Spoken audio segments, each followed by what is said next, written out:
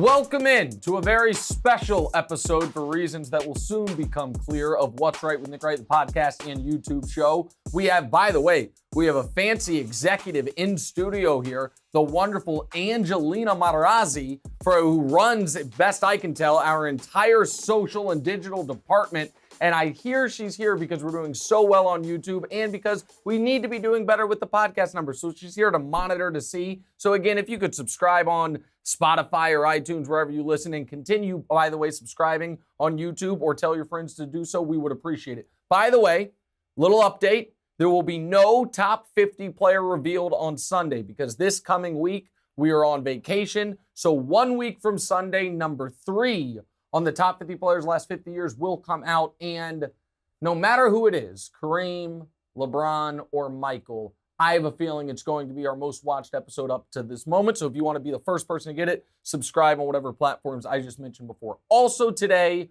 we have a special guest, but that guest will not be revealed yet. First, we must discuss what we always do, which is what we are not discussing. Here are the things that did not make today's show. We are not talking about Heinz Field changing its name to Acrisure Field. What I will tell you is, you know who broke that story? None other than Andrew Filipponi, one of my best friends in the world and a man who I once was his boss at a college radio station when I was making $87.15 a week. Shout out to WAR. We are not going to discuss Richard Jefferson's refereeing career beginning and ending, and we are not going to discuss Jake Paul's goal being a light heavyweight champion as we continue our 36-plus show streak of not discussing anything about the Paul brothers. However, what we will be discussing today is some family dynamics, and let me explain it. Today happens to be our regular co-host Demonze's 24th birthday. Happy birthday, Demonze. I asked him what he would like for his birthday. He said 2 things: money, which is typical, and to let him pick who would sit in for him. I was like, ooh, that's risky. I was like, you can have the day off from work. He's like, deal, I'll take it, but can I pick my replacement? I was like, who's he gonna pick? And he said, I want you to let Deanna do it. Deanna, you have heard her voice on this show. You have not seen her on the show until right now. That is his 8-year-old sister, one of my 3 favorite children. Deanna, not a sports fan, but is gonna pretend to be one for the next hour or so. Anna Bear, you ready to rock? Don't call me Anna Bear, but yeah. Okay, you ready? All right, Deanna, are you ready? What are we starting with? Iggy said Rasheed Wallace would be a top 5 player and better than Giannis. What do you think? Okay, I'm glad you started with that. Good decision by you. Let me say some nice things about Rasheed Wallace. Rasheed Wallace, maybe a little historically underrated. That 04 Pistons team does not win the title without Rasheed Wallace. Everyone says, oh, what if they had drafted Carmelo? Well, if they had drafted Carmelo instead of Darko, yes, that would have been good long-term. But if they had drafted Carmelo, they probably wouldn't have traded for Rasheed, and then maybe they don't win the title. Rasheed is known for the unbreakable record. I think he had around 50 technicals in one season. That is more than Joe DiMaggio's hit streak, more than Wilt's 100-point game, the most unbreakable record in sports, because now you get suspended after 16 technicals. Rasheed was an awesome three-point shooter ahead of his time for his size. Great defender, excellent player. I say all that to say this. This might be the most batshit insane, sorry, Annie, sports take of the year. If you are, I want everyone to understand what Andre Iguodala is saying. He is saying Rasheed Wallace would be far and away the best player in the NBA right now. Because that's what better than Giannis means. Better than Giannis does not just mean you're all NBA. It doesn't just mean you're top 5. It means you are clearly and unequivocally the best player in the league, because Giannis is clearly and unequivocally the best player in the league. And he's saying he'd be better than him, which is why I actually wanted to start the show with this, because it is another example that I think kind of low-key, Giannis is still underrated. I think, and we're going to talk about this more later when we talk about skill versus impact, because Giannis doesn't have a feathery jump shot, there are certain camps of people that want to act like the obvious isn't true. And the obvious is he is the most impactful, most dominant, and therefore the best player in the league. Is he the most skilled player in the league? I don't know. Does he have the biggest bag in the league? Certainly not. Does any of that matter when he's the best defensive player in the league, when he is the most efficient scorer in the league? Oh, but can he get you 50? I don't know. He can get you 50 to win the title, to win the NBA Finals. We were on the top 50 players last 50 years list. I was going through what were the single best finals performances ever. And the one that I think jumps out to most people is Jordan in 93 against the Suns when he had a 55-point game or a 54-point game. I think it was a 55-point game. When he averaged 41 per game, when he beat Barkley. If it's not that performance, and it's not LeBron in 2016, it might be one of those two. But the only other candidate is not D-Wade in 06, is not pick your favorite Kareem finals, that maybe the 1980 finals when he didn't even win finals MVP. Pick your favorite Magic final. It's none of those. It would be Giannis in 2021 when he was coming off the hyperextended knee and after game one was 35 plus every single night essentially, won a game with a block, won a game with an alley-oop, and then hung a 50-piece to win the title coming back from 2-0 down. So somehow Giannis is still, by some of his peers, a little underrated. Again, there's nothing against Rasheed Wallace, but there is no era in which Rasheed Wallace would be the best player in basketball. Are there eras where that would have fit his game more than the one he played? Yeah, this era with the stretch fives and stretch fours, his three-point shooting would be even more valuable. That's all fair, and that's all true. But what's also true and fair is Rasheed was a bit of a, at times, call him, I don't want to say knucklehead, but he is the guy that forgot to guard Ori, maybe cost the Pistons the second straight title in the series they lost to the Spurs in 7 and 05. And let's just be honest about Rasheed Wallace. Great player, would never have been one of the best player in basketball, would never have been a top 3 player in basketball, no matter the era. All right, I heard you huff there. Before we get to the next question, was that boring to you? Did you think I went on too long there? Yeah, and what did I say about the nicknames? Oh, you didn't want, so can I call you? No. Okay, all right, I'm sorry. Bleep that out, guys, so America doesn't hear it. All right, Baguette, go ahead. What's next? The Jazz might trade Donovan Mitchell. He could come to New York. What's going to happen? Okay, so that's another really good question. So the Jazz are, as Brian Windhorst let us all know in his very cagey manner a few weeks ago, the Jazz are holding a fire sale. The Donovan Mitchell thing, though, is intriguing for 2 reasons. First of all is this. They got such a haul for Gobert.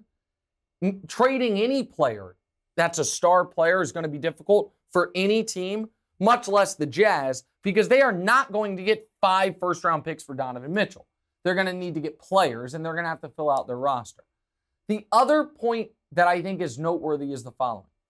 Donovan Mitchell has had less playoff success than John Wall had in Washington.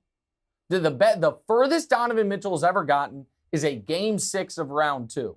John Wall and those Wizards got to a Game 7 of Round 2. The idea that if Donovan's your best player, can you win a title? Unequivocally no. If Donovan's your best player, can you make the finals? Unequivocally no. If Donovan's your best player, can you make the conference finals? Well, we haven't seen it.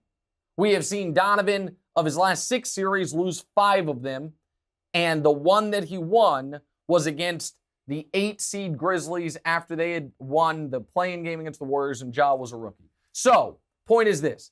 Donovan Mitchell is a really nice scorer, one of the 22 best players in the league, and on the right team could put you over the top.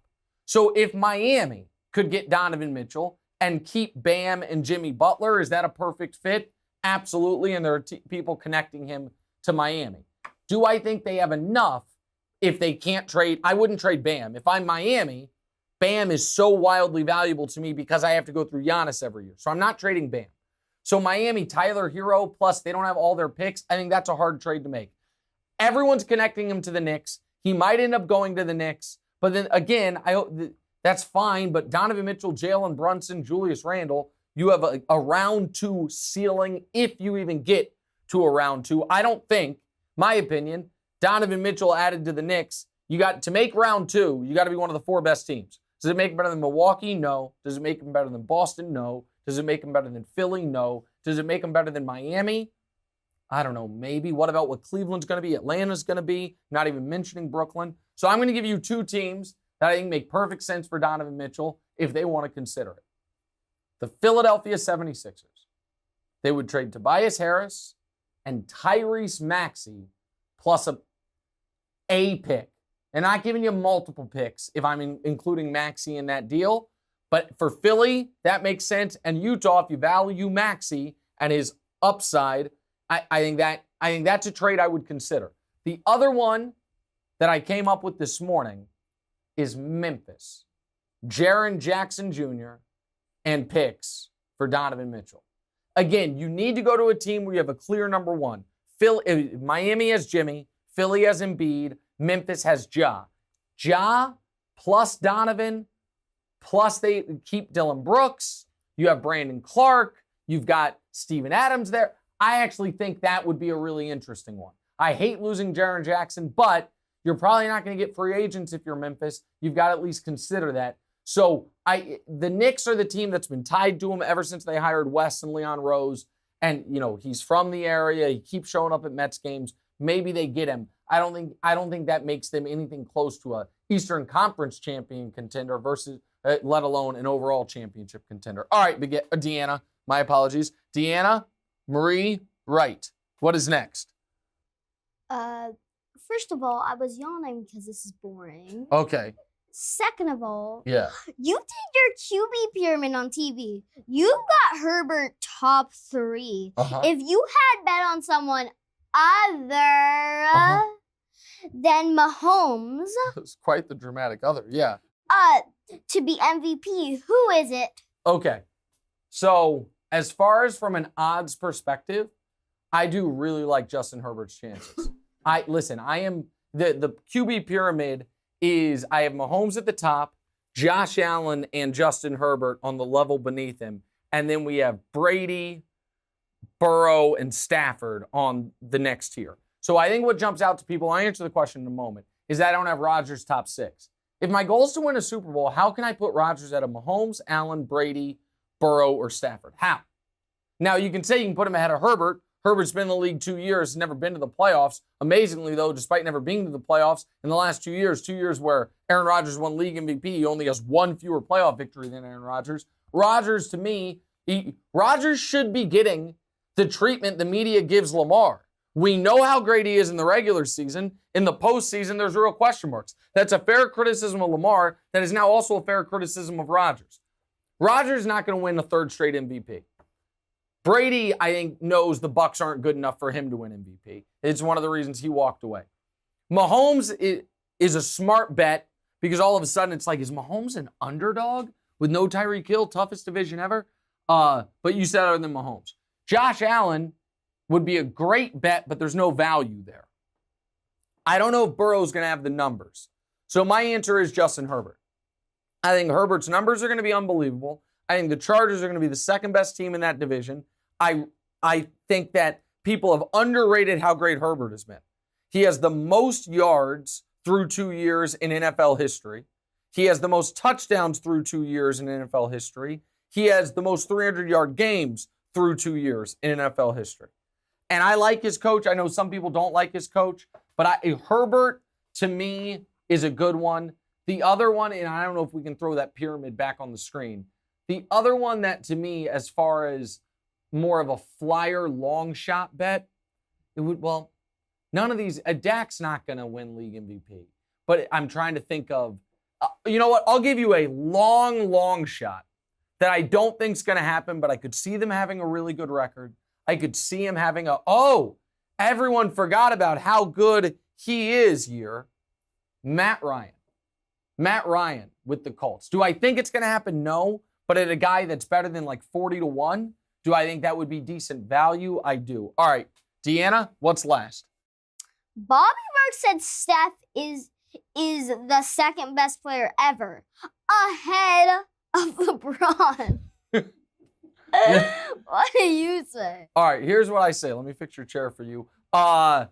Listen, Bobby Marks Some folks would come here and start taking shots and be like, isn't Bobby Marks the guy that traded, the picks that turned into Jaylen Brown and Jason Tatum for a year of Paul Pierce and KG? I'm not going to do that. Some people would say, Bobby Marks, you're just being a little too prisoner of the moment. I might do that. But here is the other. I will address the Steph versus other greats in a moment. But first, I'm going to do my best Draymond Green here, and I'm going to talk about the modern media. And I'm going to be a little bit before vacation, a little self-congratulatory, okay? Are you mocking me right now, Deanna? Yeah. Yeah? And your foot is on my knee. Okay, I apologize. Were you mocking my hand movements earlier? Yeah. You think I move my hands too much when I'm talking? This is you. Yeah? That's how I talk. We're Italian. This is. You're not. Oh, I'm not Italian now. Okay. All right. Let me answer the question despite you not being interested. I'm gonna do my best Draymond Green critique of modern media. Not everyone is built for the take game. And I say that with understanding how absurd it sounds, but it is also true. Bobby Marks is out here to explain how the CBA works, to talk about contracts, to talk about, long-term cap ramifications. Bobby Marks, though, has a couple times dipped his toes into the take water, and they've been a little too hot for him. The day James Harden was traded, nobody remembers these things. I remember. I have a whole catalog of bad takes from other media members, especially media members that may have taken a few shots at me on Twitter once upon a time. I don't forget Bobby. The day James Harden was traded, Bobby Marks went on television and said, this summer, James Harden is going to sign the worst contract in NBA history. And he explained how the Sixers were going to give him $250 million, how it was going to be crippling to them long term, and why that was one of the reasons why it was a bad trade for them. And then all of a sudden this summer, James Harden opted out of his $47 million and actually took a pay cut to $32 million to help the team. And then Bobby Marks all of a sudden gets on TV, and they're asking, I think the question was LeBron versus Jordan. He was like, let me throw a curveball at you. Jordan versus Steph, because Steph's the second best player ever. I don't even want to talk about Steph's resume compared to LeBron's. It is clear and obvious, and it is inarguable. But the people this is disrespectful to are Tim Duncan and Magic Johnson and Kobe Bryant and other guys who Steph is clearly behind on any legitimate all-time ranking that he is then jumping him ahead of. And we talked about Magic a lot on the latest top 50 of all time video. But Magic's career, again, I just want to reiterate the bold points. He had 12 years before he had to retire due to HIV. It was during one of the most competitive eras in NBA history of the 1980s. An era where, now obviously Magic's older than Michael, came in before Michael, but where Michael couldn't sniff a championship. And Magic Johnson won 5. He went to the finals 9 times. He played 12 years. Those 9 years, he won league MVP 3 times. He finished second in league MVP voting 3 times, and he came in third 3 times. So 75% of his healthy years, he was a top 3 player in the sport. Putting anyone other than Kareem, Michael, and LeBron ahead of Magic is so wantonly disrespectful and insane. If Magic hadn't been diagnosed with HIV, he would have, I think, finished his career with a legitimate GOAT case. Instead, he sat out 3 years and came back and was 80 pounds heavier and was still good in that brief time he came back in 96. So that's what, Deanna? What are you pointing at? 0. 0 what? 0. The time? 0. You mean I went too long? Yeah. Okay, all right, we'll be right back.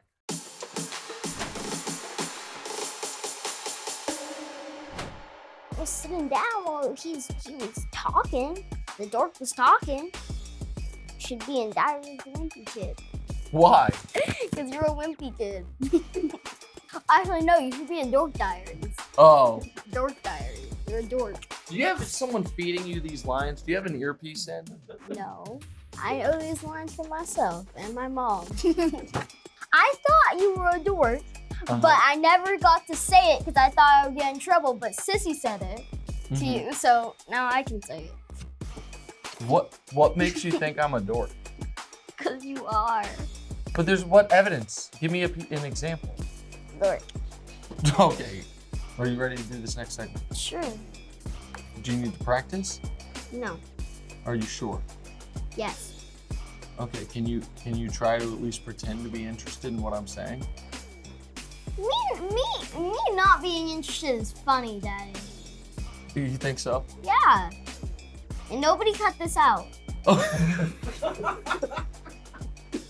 right, welcome back in What's Right with Nick Wright, a special episode, special because it's our last episode for about a week as we are about to go on our first vacation since the show really started, and also a special episode because one of my 3 favorite children is here, none other than Deanna. How do you think that first segment went? How do you think I did? How do you think you did? Great. Okay, that's what I figured. All right, are you ready to start the second segment? Can you sit up straight? Can you speak with authority? What are we starting with? You were arguing with strangers on Twitter again yesterday. What happened? Okay, so here's what happened. So yesterday we were at none other than, I can say where we were, correct? None other than the wildly talented Danielle Monet Truitt's house. You know her as the Sergeant Bells on Law and Order Organized Crime, a friend of my wife's from Sacramento days when they were little kids, at our house, and I see a tweet. And it's from one of these supposed real basketball accounts. They look past the numbers and the narrative, and they break down the game.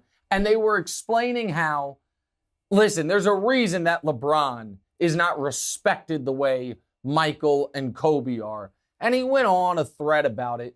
But then this was his final flourish.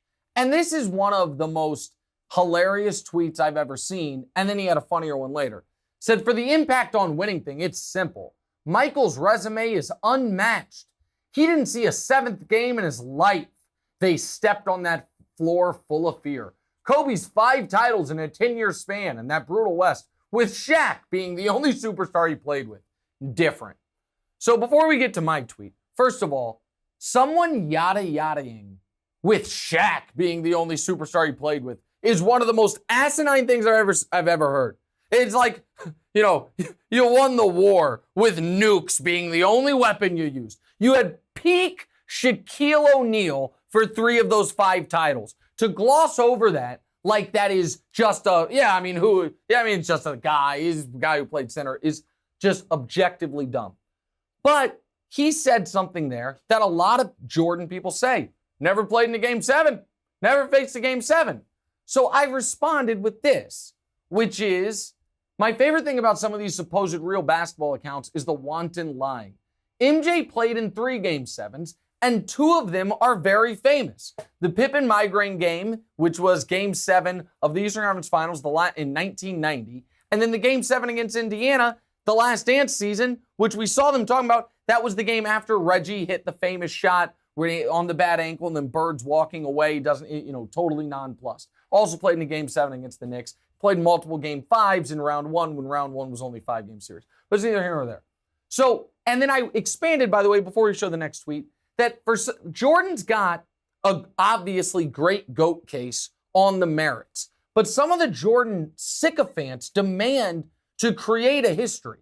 They're like, oh, he won 6 titles, and he would have won 8 titles if he hadn't retired, even though one of those years he came back and lost to the team that then lost to the Rockets. They also say, oh, if he wanted to be good at 3-pointers, he would have been good at 3-pointers. It's like, no, he wanted to be great at everything, and the only time he was above league average in 3-point shooting was when they moved the line in. LeBron fans don't say, yeah, he's only mediocre at free throws because he doesn't care about them. We're like, no, he's a great player. Greatest player, some of us say, but not a good free throw shooter. And the lying about the game 7 thing, that's just not even an opinion. That's a fact. So I sent that tweet. And then this guy has the audacity to respond to it, among other things. He responded to a few things and said, suckers can't counter a statement, so they rage over, dissect a spelling mistake. He called that a spelling mistake. So what he's saying he wanted to say was MJ didn't see a game 7 in the finals, but he misspelled it and wrote, instead, MJ didn't see a Game 7 in his life. I hate that when my iPhone autocorrects in the finals to in his life. A common spelling mistake. But I told you the first tweet wasn't the most hilarious. This tweet was the one that was most hilarious because, don't show it just yet, he says he would love to play me one-on-one, which this is not a question of who is the better basketball player. However, spoiler alert, neither me or Mr. Ball Don't Stop are great basketball players. You know how I know? Because neither one of us has any video of us playing that isn't recorded on an iPhone. You know what great basketball players have? Hey, here's my televised games in college or the pros. But that didn't stop him from sending out this tweet, which I might frame and put on my wall. If I come in my peak form, Nick's not getting a shot off on 3 dribble max. Who are these people that think they have a peak form? Buddy, you're a basketball blogger. You don't have a peak form. You might have I looked pretty good at open gym today form. You might have hey, they saw me warming up and they picked me to be on their team on the blacktop form. There is no peak form for any of us. We are all guys that as little kids wanted to play in the NBA, recognized at some point, some of us sooner than others, well, that ain't happening, and instead we went to talking about it. My peak form. That is Al Bundy-esque, my peak form. Let me fix your microphone, Deanna, if you're a little worried about that. I got that. I'm done with that rant. By the way, do you think if I were to play that guy in one-on-one, that I would win in basketball? I haven't seen you play. What's your gut? Do you think I'm good? You do? Oh, what a shocker. I appreciate that. Thank you. I would beat that guy. You would beat that guy. Good call. I agree with that. I would take you in that game. Okay, I'm told we're now playing a game. They won't tell me what game it is. What game are we playing? This or that. This or that? Okay, sit up and tell me the first one. Oh, you like that graphic? Okay, go ahead. Better summer league, Paolo or Chet? Okay, so they shut down Paolo early because he tweaked the ankle, and Chet did have some spectacular moments and also some rough moments, most notably when Kenny Lofton Jr. was bullying throughout, even though Kenny Lofton Jr. will never play a second in the NBA. My answer is Paolo. I thought Paolo looked sensational in his 2 Summer League games. I think Paolo looked ready. I think that if I were to bet on a Rookie of the Year based on those Summer League games alone, plus the Duke pedigree, Paolo would have my bet. I thought Paolo looked like the real deal. Chet showed you the upside and the downside. Chet's going to be a work in progress throughout. He's going to have some great moments and also going to get pushed around quite a bit. My answer is Paolo. All right, what's next, Deanna? First of all, you wrote 1 twice. Oh, okay. Sorry about that. And I did what? Spelled Paolo wrong. I spelled Paolo that way so you could pronounce it easier. I was trying to help you out, baby. Okay. Okay, it's called phonetic spelling. Okay. Okay, all right, what's next? And we gotta go a little bit faster because we have 3 things left and there's only like 3 minutes. Okay, go ahead. More interesting QB story. Jimmy G might go to Seattle or Baker being done with progressive? Okay, I think it's far and away Jimmy G.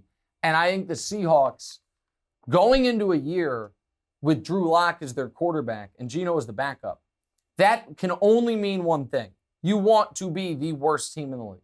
You want to have the number 1 pick. And that would make sense if Pete Carroll wasn't 70-plus years old. I don't think Pete Carroll wants to tank. I don't think Pete Carroll wants his final years in the NFL to be awful. And I don't think Pete Carroll wants people to be like, pretty mediocre once, before Russell Wilson and after Russell Wilson. So I think Jimmy G going to Seattle makes a lot of sense. Baker in the progressive commercials. Listen, Baker is not, he's still famous, but he's no longer a marquee guy. So progressive is going to go elsewhere. That makes sense. All right, Deanna, was that fast enough for you? I guess. Okay, what's next? First of all. Mm-hmm. Yeah. But speaking of that Twitter guy. Yeah, go ahead. You should actually play him. Yeah, that's not going to happen. There's no upside for that for me. So there's a good lesson for you. There are certain things that you got to look at and recognize. It's only downside. If I win, nobody's like, oh, wow, Nick beat the ball don't stop guy in one-on-one. Nobody's impressed by that. If I lose, then people are like, you let the ball don't stop guy beat you? It would be like it would be the same reason why a guy in the NBA would never want to play a one-on-one against someone not in the NBA. If you beat them, nobody cares, and if you lose, it's mortifying. Okay, now can we go to number 3, please? Okay, sorry. This one's called Kids Look Away. Okay, yeah. What's funnier, Eric Decker's shower photo or Jokic playing shirtless in Serbia? Okay, so you haven't seen it yet. Do you want to see the Eric Decker shower photo? His son posted a picture on Instagram, and look in the background. See, this is why you're not allowed to use Instagram on me or your mom's phone. You might think you're posting a selfie, and all of a sudden you see somebody's butt cheek in the background. It's one of us. I, however, am going to say the funnier moment was obviously Decker's kid. I want to give Jokic credit, and I know people will be surprised to hear this. Jokic used to be a bad body guy, and Jokic lost weight and got himself in shape and is able to play bigger minutes and has better stamina because of it. So that's him. That's the guy. That guy right there, Deanna, 2 years in a row, has won NBA MVP. But he wasn't playing. No, he's dancing. You're right. We're out of time? Wait, Can we do the last one? Do you care if we go over? Yeah. Yeah, I said, you're right, Deanna. I wrote on your script playing shirtless in Serbia, but he was dancing shirtless. That is correct. It's a fact error by me. All right, what's last? Best part about Hawaii, no worker, no Demonze. If you say no Demonze, I'm going to tell Demonze, and he's going to get really mad at you. I don't think you're going to have to tell him. Don't you think he's going to watch? Don't you think he's going to want to see how you do? So you think it's that... You got to say no work. If you say no Demonze, I'm going to... Gonna be mad? I'm going to kill you after this show. Oh, kill seems a little strong. Maybe dial that back. I'm a little sad Demonte's not coming.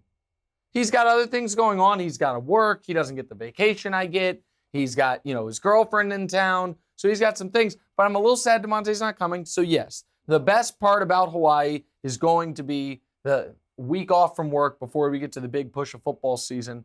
We almost went to Hawaii without you. We almost left you with Demonte. Yeah. I would be okay with saying with Demonte and Maddie though. Oh, you would? Okay, so do you want to do that? No. Oh, okay, so you want to go to Hawaii? Okay, we'll be right back. For one day of those 2 weeks, I would stay with Demonte. Okay, good to know. Those 2 weeks before camp. Okay. Are we done? Well, we have one more segment. Are you done talking? I'm done for now. Okay.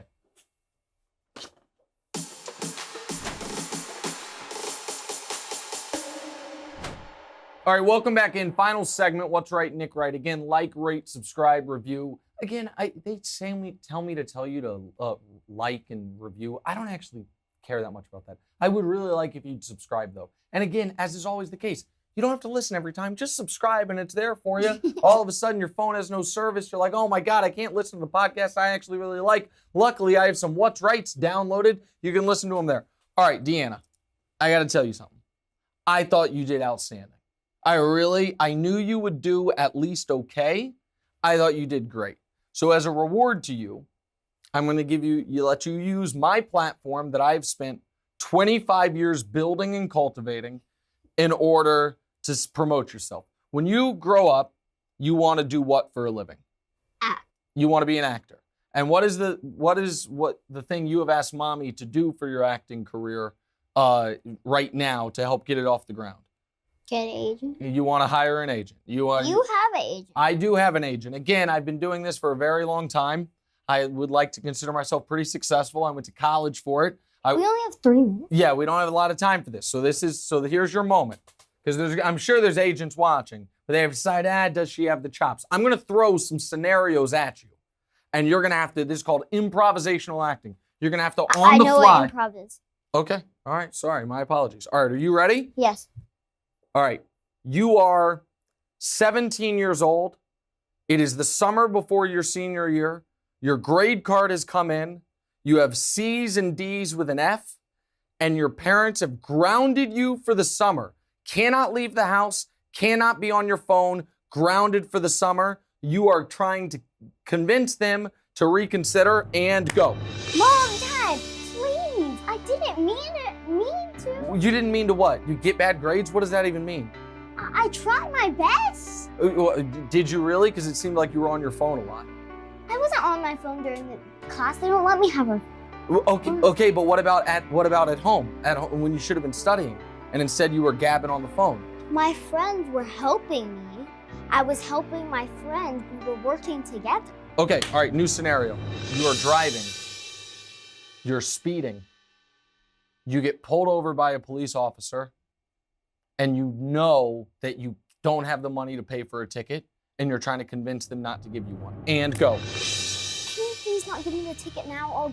I'll run back home and grab my money. Oh, no, I don't mean you don't have the money on you. I mean, because you can't pay them directly. I mean, if they give you the ticket at all, you're not going to be able to pay it long term. So you're trying to convince them not to give you a ticket ever. And go. Please don't give me the ticket. What? Everybody asks not to give you a ticket. Why are you special? Because I don't have my money. Oh, so what are you? How are you going to convince me you're not going to speed anymore? You can't think of it? You can't think of it? So your answer's not speed? All right, one last one, okay? You have just found out, what's your dream college? Do you have one? Okay, let's just make one up. Stanford, okay? You've just found out you got into, you know what, let's call it USC, where Sissy wants to go. You've just found out you've gotten into USC, but you have to move all the way across the country because you live in New York, and your mom doesn't want you to move to LA. She wants you to stay in New York. How do you tell her you got in and make her believe that you can go there and be across the country? And go. Mom, I'm 18, I'm an adult, and I think I can handle myself there. My friends are going there. I can handle myself. What are you gonna do if something bad happens and you need help? I'll be okay. I'm 18. What does that mean, 18? An adult. Okay. And see. How do you think you did? Good. Good? You're taking the mic off? You're done? All right, she's done. We'll be back in a week and a half. See you guys. What's right? Great job, Zach. Hey, thanks for watching. Smash or just lightly tap that subscribe button. It all works the same. To get more from the show, and make sure you click. Why don't you want to mash the bell too, guys? Or just, lightly tap the bell to get notified every time new content drops. Check out full episodes of What's Right wherever you get your podcasts, or just hit the link in the description below.